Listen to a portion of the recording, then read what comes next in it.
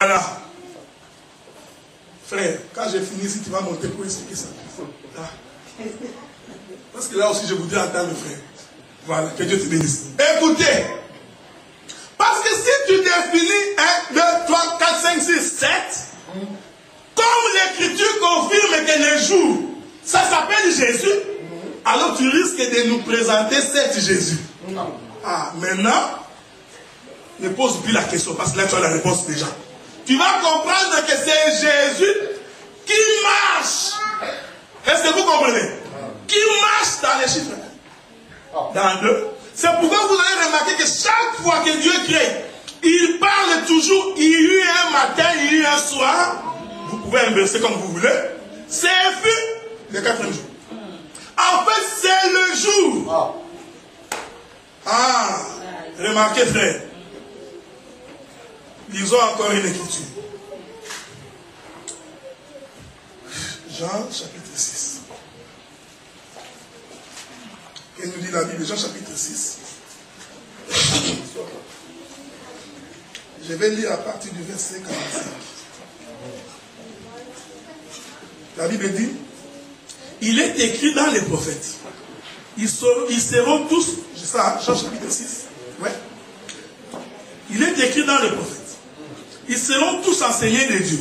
Ainsi, quiconque a entendu le Père a reçu son enseignement, vient à moi. Ce n'est pas que personne ait vu le Père, sinon celui qui vient de Dieu. Celui-là a vu le Père. En vérité, je vous l'ai dit. Celui qui croit en moi a la vie éternelle. Je suis le pain de vie. Vos pères ont mangé la manne dans le désert et ils sont morts. C'est ici le pain qui descend du ciel, afin que celui qui en mange ne meure point. Je suis le pain vivant qui est descendu du ciel. Si quelqu'un mange de ce pain, il y vivra éternellement. Et le pain que je donnerai, c'est ma chair, que je donnerai pour la vie du monde. Faisons quelques petites gymnastiques. Pour que le monde puisse vivre, il doit avoir la vie. Prenons le langage pastoral. Pour que tu aies ton foufou, que tu aies tes habits, que tu vives. Vous comprenez ce que j'ai dit? Nous pouvons nous voir, tout ça. Le monde vit. Mais remarquez de façon naturelle. Le monde vit à cause du soleil. Là, les scientifiques ne peuvent pas nous contredire. C'est le soleil, la lumière du soleil physique d'abord, qui donne la vie à l'humanité. C'est cette lumière qui va produire la photosynthèse, les arbres vont pousser, vous pourrez avoir quoi manger, tout ça. Et tu vas remarquer que les gens du monde, quand le soleil se couche, quand nous entrons la nuit, ils ont fait la lumière, hein, les lampes. Pour que même... il est merveilleux. Est-ce que vous comprenez? Pour que même dans les ténèbres, hein, mais au moins, nous pouvons nous voir. C'est-à-dire que sans la lumière, d'abord de façon du monde, hein, à la manière du monde, sans la lumière, frère, il n'y a pas de vie. Au nord là-bas, là tu réfléchis parce que tu es scientifique. Oh, tu vois là-bas au nord, la Bible dit qu'il faut 6 mois sans le soleil. C'est faux. Le soleil s'élève, mais couvert par le nuage. Est-ce que vous comprenez? Ah, le soleil s'élève, mais c'est comme aujourd'hui. Il y a des jours où on vous dit, le soleil s'élève à 5 heures. Mais quand tu sors à 5 heures comme ça, tu ne vois pas le soleil. Tu vois les nuages.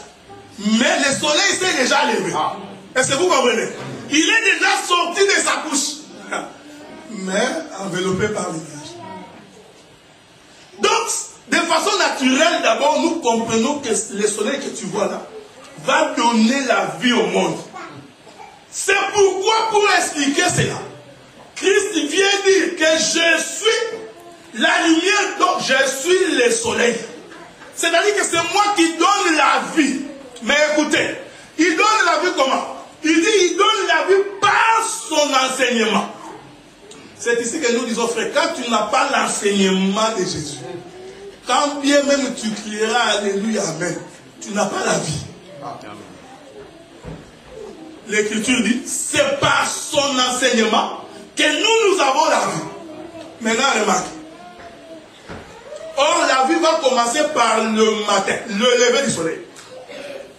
On va aller, parce que je sais que je suis dans la maison. Donc il y a les bornes qui ont déjà été posées.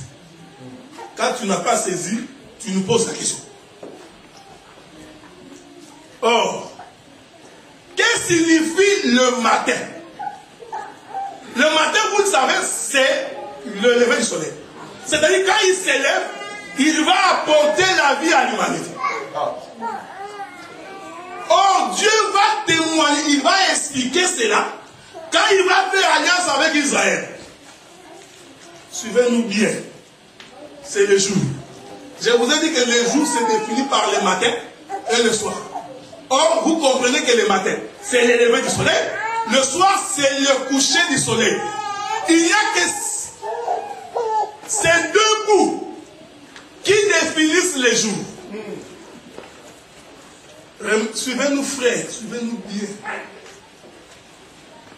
Il n'y a que ces demi-cercles, l'arc, le lever et le coucher. C'est là la trajectoire du soleil définit les jours. Maintenant, Dieu fixe alliance avec Israël. Écoutez ce que nous dit l'Écriture. Avant de prendre d'abord Israël, rentrons chez Abraham. Vous allez remarquer, Abraham, le père de la foi. Parce que nous vous avons expliqué ce sujet, expliqué ça une fois. Frère, Dieu n'avait pas donné à Abraham une nouvelle terre. Vous qui lisez, on a bien fait sortir Abraham pour lui donner le pays de promesses. Frère, lis bien l'Écriture. Dieu a fait quitter Abraham de son territoire. Il a fait le tour. Il a fait revenir au même endroit. Ah, ça vous ne savez pas? Oui. Oui. Abraham, il a quitté le contrée de Chaldée, qui est aujourd'hui l'actuel Irak, toute la partie là. Il est sorti, Isaac va naître, d'Isaac, Jacob va naître, 70. Ils vont descendre en Égypte. Quand ils sont sortis, ils sont rentrés dans le même territoire. Ils ont commencé à dépeupler tout le monde. Pour rentrer, ça s'explique par rapport aux Écritures. C'est ça la prédestination. Nous sommes venus parce que, écoutez frère, nous sommes venus de chez Dieu, nous entrons dans le monde et nous rentrons. Il y a eu des générations, le peuple qui sont restés, ils ont cru que c'était chez eux.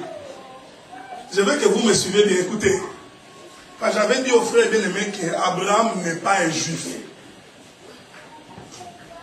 Abraham n'a jamais été un juif. Voilà pourquoi on dit de lui qu'il est le père de tous. Parce que les juifs, le judaïsme a commencé avec Jacob. Quand Jacob est devenu Israël. Mais Abraham, lui, suivez-nous bien. Frère, bon, je vais garder ça. Je ne vais pas dire ça pour ne pas scandaliser les autres. Abraham, il n'était pas juif. Il est sorti comme tout homme. Est-ce que vous comprenez? Dans le pays des Chaldées, au milieu de ses parents, tout ça, tout ça. Il est sorti. Dans sa marche, Isaac va sortir, le deuxième. Et dans sa marche, on va voir Jacob. Jacob va se battre avec Dieu. Parce que la promesse était en train de s'accomplir. Quand ils se sont battus, alors Dieu fait de Jacob Israël. Alors d'Israël, les 12 vont sortir. Remarquez.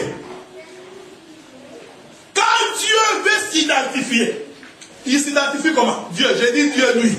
Quand il s'identifie, il dit je suis le Dieu d'Abraham, d'Isaac et de Jacob. Et il s'arrête, frère. Dieu n'a jamais dit qu'il était le Dieu de Moïse. Sans quoi tous les juifs vont s'accaparer de lui. Un homme est venu. Écoutez frère. La femme cananéenne. Il est venu chez Jésus. Pour chercher une guérison. Écoutez ce que Jésus lui dit. On ne prend pas la nourriture des enfants pour donner aux chiens. La femme lui dit, ah, ça c'est bien dit. Mais moi je sais que de la table de Dieu, les miettes tombent. Jésus regarde cette femme. Frère, il n'avait rien dit d'extraordinaire. Jésus regarde cette femme. Il dit, waouh. Quelle foi! Frère, la foi n'était pas qu'il réclamait un miracle. Non. La foi que c'est que cette femme avait vu Abraham.